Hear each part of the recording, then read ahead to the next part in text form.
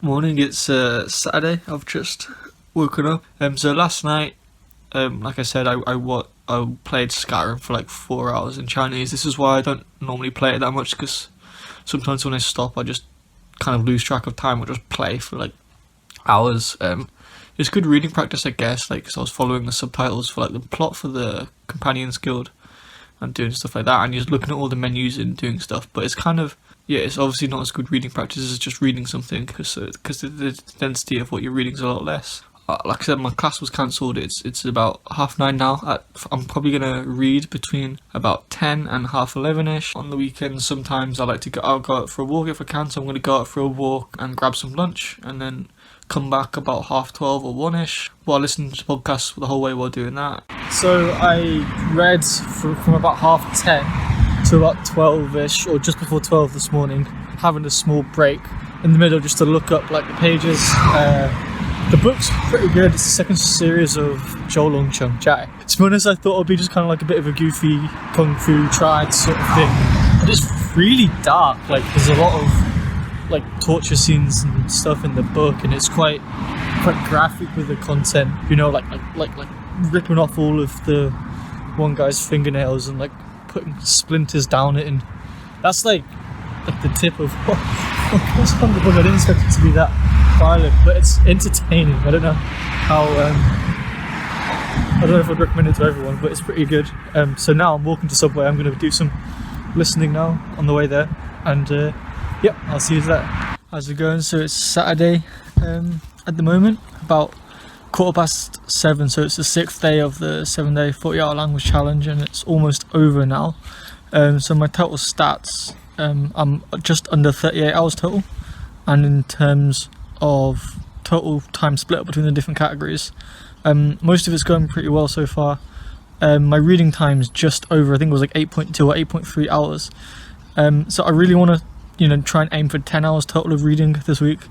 Would be good. So I'm going to be doing probably just over an hour tomorrow morning, which should take it up to about 9.5-ish overall.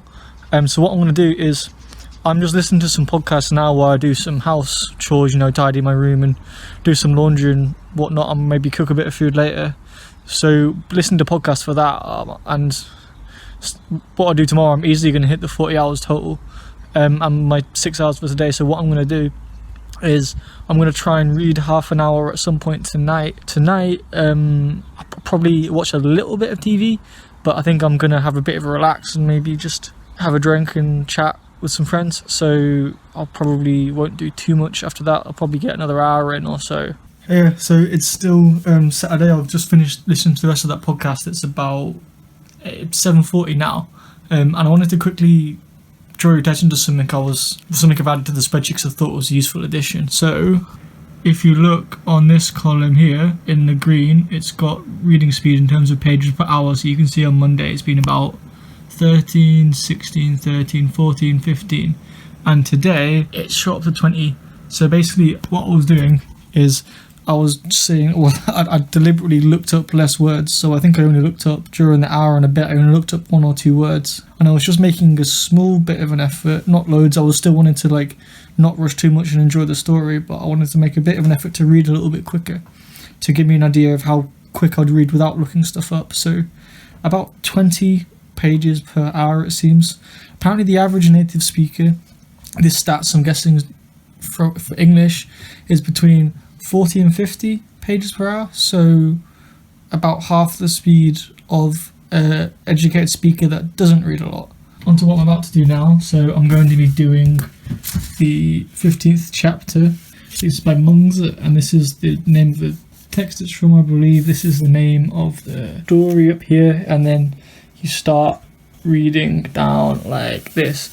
And I don't remember talking that much about classic Chinese before on the channel, at least, but one thing that makes it difficult is that a lot of the characters have multiple meanings, and also because a lot of the text are basically telling a story. So especially Zhuangzi always loves telling stories, and he'd tell a story, and even if you understand the story, a lot of the time he is telling a king something or advising someone, and you can understand the words in the story, but because my knowledge of the historical backdrop at that time isn't necessarily great, I might not necessarily understand the meaning behind why he's telling the person that story and what he's trying to teach them through that story. So there's a lot of meaning in these texts, so you know, you can just read it and it would maybe seem like a simple story about some fish, but they try to add meaning to it as it goes. So I just spent about half an hour reading through that text, and I just wanted to give you a quick look to give you an idea, if anyone's interested, what sort of things it is, because at least in my experience so far, you can't just read a text in classical like you would a normal text. For me, at least at this level, it requires a lot of thought, a lot of making notes and looking up a lot of words. So again, this is very short text, 6 lines each, not that long, and it took me about half an hour to go through it. So I just wanted to point out a few things. If I zoom in here, Shen Yu. So this one, this Yu, I was used to seeing it, and this is to point out how lots of characters have lots of different meanings. Originally, when I first saw that, most of the time in classical, Yu, this second character here, means zai. So it's like to be located at. So for example, you can say Niao Yu Shu Shan, birds on the tree. You know, that's the sort of use I was thinking it would be, but then you look at the character before, Shen means very, like it kind of means like很a little bit in classical, so kind of like very located at. But actually this use of yi is like in 多于 or 高于, which is greater than. It's got shen, means a lot, so 胜于 greater than, and I probably should have been able to guess that, but it's just because it's used in a way that I'm not used to that threw me off. Another example here, so 是, one of the most common characters in standard Chinese. 是 meaning to be, but in this case it means this or that. You know, and also again, apologies for my bad handwriting in Chinese, but here you go. This is how I tend to write at the side. So xin is the pronunciation, that's the character, that's the pronunciation, and I wrote the character in modern Mandarin, 有才能的行的人. Sometimes I look it up, and actually there's no definition in English, or the definition in English doesn't fit, and the one in classical, the one in Chinese actually makes more sense, which makes sense when you think about it, because the people studying this sort of text that will need these definitions will be most likely Taiwanese or Chinese people. They wouldn't necessarily be foreigners. Most foreigners don't have much of an interest in this. So this is why I like the book. The first texts are relatively straightforward, and that's the example that I gave before with yi, give meaning zai, to be located at. It has the first 7 chapters, so this gets simple examples to begin with, simple text with translations in modern Mandarin, and then quite quickly, this is only text 15, it uses real text from real books that people look at. There's no translation, it just goes into the next text.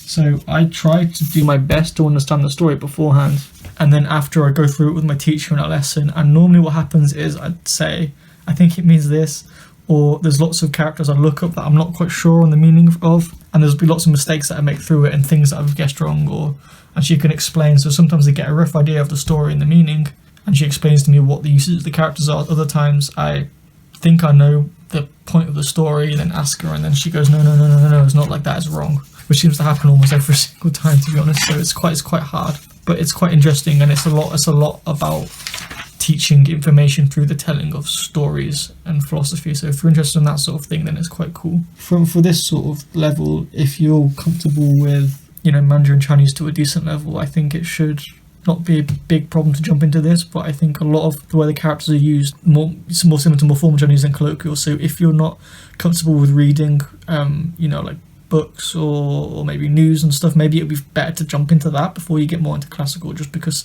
the way that a lot of these things are used, like for example, 高于, 多于 is to you in that context was the same as the one I just saw then.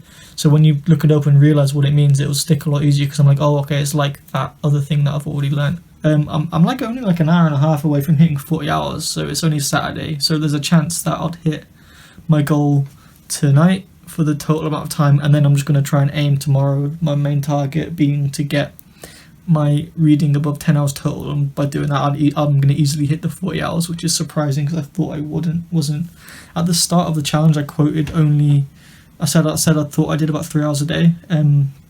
I think I underestimated how much I do on a normal day, and actually tracking it for a week shows how much time I actually get in listening to stuff. I thought maybe it was about an hour a day for podcasts. It turns out it's normally about an hour and a half to 2 hours. So I've got a little bit over an hour reading in the morning, probably bit over an hour to an hour and a half, to sometimes even 2 hours listening to podcasts and stuff on an average day, and then normally an episode or two of a drama and probably an episode of One Piece before I go to bed. So on a normal day, that's probably actually more like 4 to 5 hours, probably 4.5 hours ish on a normal day before I was doing the challenge.